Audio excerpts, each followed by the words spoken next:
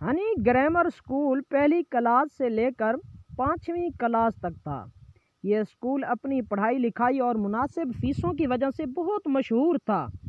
یہاں ڈسپلن کا بہت خیال رکھا جاتا تھا۔ اس کی ایک انوکھی بات یہ بھی تھی کہ مختلف مضمون پڑھانے کے لیے الگ الگ ٹیچرز نہیں تھیں، بلکہ ہر کلاس کی ایک مس مقرر تھی اور سارا سال وہی وہ ایک کلاس کو پڑھاتی تھیں۔ یہ استانیہ نہایت تعلیم یافتہ اور مختلف کورسز کر کے یہاں آتی تھی۔ اسکول کی پرنسپل، جو اسکول کی مالک بھی تھیں، ایک سخت انٹرویو لے کر ٹیچرز کی تعیناتی کرتی تھی، اور اچھی بات یہ تھی کہ ان استانیوں کی معقول تنخواہیں بھی مقرر کرتی تھی، جس کی وجہ سے ساری ٹیچرز بچوں کو مزید دل لگا کر پڑھاتی تھی۔ اس اسکول کی پہلی کلاس سے لے کر 4تھی کلاس کے بچے بہت تمیز دار اور پڑھائی میں دلچسپی لینے والے تھے، مگر 5ویں کلاس کے بچوں کی اکثریت بہت شرارتی اور پڑھائی میں کم دلچسپی لینے والی تھی۔ ان میں سے تقریباً تمام بچے ہی پہلی کلاس سے اسکول میں پڑھ رہے تھے اور اب 5ویں جماعت میں آ کر خود کو سینئر سمجھنے لگے تھے، اور انہیں مستقل کلاس میں بیٹھنا دشوار لگنے لگا تھا۔ وہ مختلف ہیلے بہانوں سے اپنی مس سے اجازت لے کر ادھر ادھر گھومتے رہتے۔ جن بچوں کو کھڑکی کے پاس بیٹھنے کی سہولت میسر تھی اور وہ جب یہ دیکھتے کہ مس بلیک بورڈ پر کچھ لکھ رہی ہیں تو وہ چپکے سے کھڑکی سے کود کر باہر چلے جاتے اور اسکول کے گراؤنڈ میں مزے سے کھیلتے۔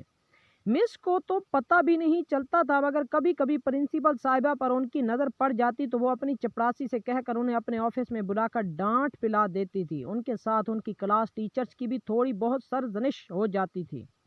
اسکول کی چھوٹی کلاس کے بچوں پر رعب جمانا بھی اس 5ویں جماعت کے شرارتی بچے اپنا فرض سمجھتے تھے۔ ان کی کلاس ٹیچر مس ندا بہت اچھی تھیں۔ وہ نئی آئی تھی۔ ان کے بارے میں ان کی کلاس کے بچوں کو یہ پتہ چلا تھا کہ ان کے پاس ماسٹر کی ڈگری ہے، مگر گھر کے حالات سے مجبور ہو کر انہیں اس اسکول میں نوکری کرنا پڑ گئی تھی۔ وہ بچوں کو ڈانٹتی بھی نہیں تھی اور ان پر بہت محنت کرتی تھی اور ان سے یہ توقع کرتی تھی کہ وہ بھی خوب دل لگا کر پڑھیں گے، مگر چونکہ ان کی کلاس کے اکثر بچوں کی توجہ پڑھائی سے ہٹ گئی تھی، اس لیے جب ماہانہ ٹیسٹ ہوئے تو اس کلاس کی کارکردگی کوئی خاص نہیں تھی۔ اس کے بیشتر لڑکے فیل ہو گئے تھے اور باقیوں نے جو مارکس لیے تھے وہ بھی تسلی بخش نہیں تھے۔ یہ رپورٹ جب پرنسپل صاحبہ کے پاس پہنچی تو ان کا پارا ہائی ہو گیا۔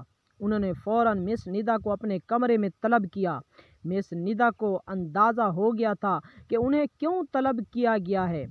وہ گھبرا کر جلدی سے کمرے سے نکل کر ان کے آفس کی جانب گئی۔ سب بچوں کو یہ پتہ چل گیا تھا کہ ان کے رپورٹ کارڈ پرنسپل صاحبہ کی ٹیبل پر موجود ہیں۔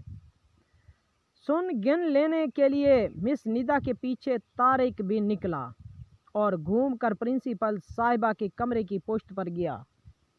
طارق اپنی کلاس کے لڑکوں میں سب سے بڑا تھا۔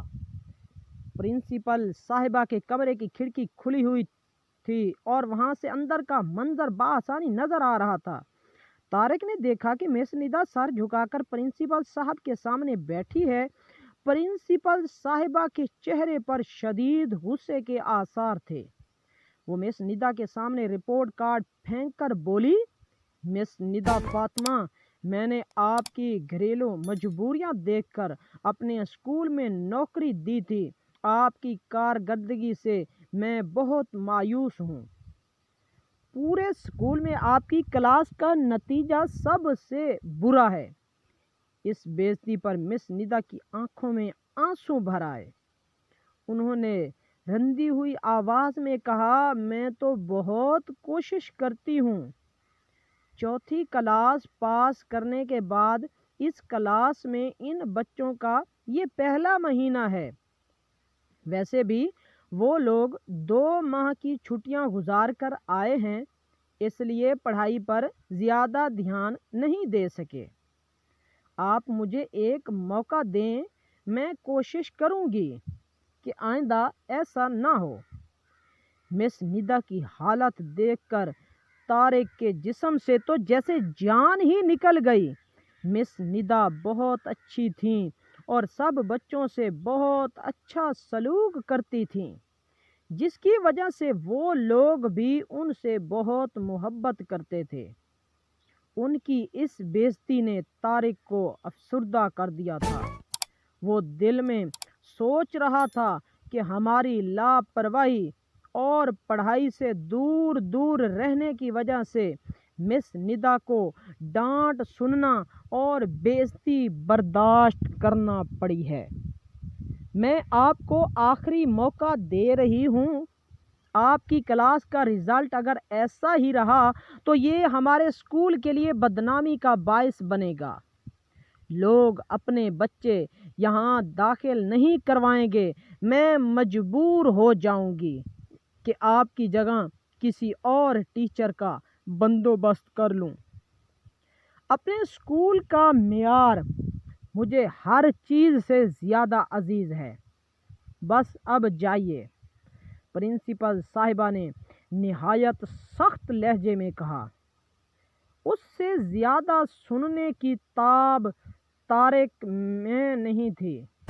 وہ بھاگ کر واپس اپنی کلاس میں آیا اور جلدی جلدی اپنے ساتھیوں کو بتانے لگا کہ پرنسپل صاحبہ کے کمرے میں کیا ہوا تھا۔ ابھی اس کی بات ختم ہوئی ہی تھی کہ مس ندا بھی کلاس میں آ گئیں۔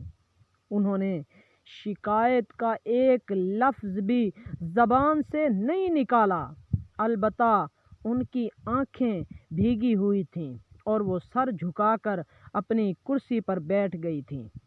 ان کا اداس چہرہ دیکھ کر طارق کا دل کٹ کر رہ گیا۔ دوسرے بچے بھی غم زدہ تھے۔ ان کی وجہ سے ان کی پیاری مس کی بےعزتی ہو گئی تھی۔ طارق نے اپنی بوتل میں سے پانی نکالا اور ان کے پاس گیا۔ مس، پانی پی لیں، اس نے ہلکی سی لرزتی آواز میں کہا اور سر جھکا کر کھڑا ہو گیا۔ مس ندا نے اس کے سر پر ہاتھ پھیرا اور اس سے پانی لے کر پی لیا۔ شکریہ طارق، انہوں نے گلاس واپس کرتے ہوئے مسکرا کر کہا۔ اب انہوں نے اپنی حالت پر قابو پا لیا تھا۔ ان کے چہرے پر وہ ہی پہلی والی مسکراہٹ نظر آنے لگی تھی۔ انہوں نے ایک نظر پوری کلاس پر ڈالی اور بولی، بچوں، انٹرویل کی گھنٹی بج گئی ہے، اب تم لوگ لنچ کر لو۔ یہ کہہ کر وہ خود بھی اٹھ کر اسٹاف روم میں چلی گئیں۔ سراج اپنی جماعت کا مانیٹر تھا۔ ان کے جانے کے بعد وہ اپنی سیٹ سے اٹھ کر بولا، دوستو، طارق کی زبان سے ہم نے سب کچھ سن لیا ہے۔ لنچ کرنے کو ہمارا دل نہیں چاہ رہا ہے۔ ہماری وجہ سے ہماری مس ندا پر پرنسپل صاحبہ نے غصہ کیا، اس کا ہمیں بہت افسوس ہے۔ اگر ہم لوگ ذمہ داری کا مظاہرہ کرتے، ٹھیک طرح سے اپنا سبق یاد کر کے ٹیسٹ دیتے تو یہ سب کچھ نہ ہوتا۔ وہ تو ہمیں بہت محنت سے پڑھاتی ہیں، یہ ہماری ہی کمزوری ہے کہ ہم دھیان نہیں دیتے۔ ہم سبھی بہت شرمندہ ہیں۔ اس کا ازالہ ہم صرف اس طرح سے کر سکتے ہیں کہ خود کو بدل ڈالیں اور اپنی پڑھائی میں خوب دلچسپی لیں تاکہ آئندہ ایسی صورتحال سے دوچار نہ ہونا پڑے۔ ہماری وجہ سے ہی انہیں آج یہ بےعزتی اٹھانا پڑی ہے۔ سب بچوں نے اس بات کا عہد کیا کہ اب وہ خوب دل لگا کر پڑھیں گے اور نہ صرف ٹیسٹوں میں بلکہ سالانہ امتحانوں میں بھی سب سے زیادہ مارکس لے کر دکھائیں گے۔ اگلے روز اسکول کی ٹیچر سمیت دوسری کلاس کے سب بچوں کو ایک خوشگوار حیرت کا سامنا کرنا پڑا۔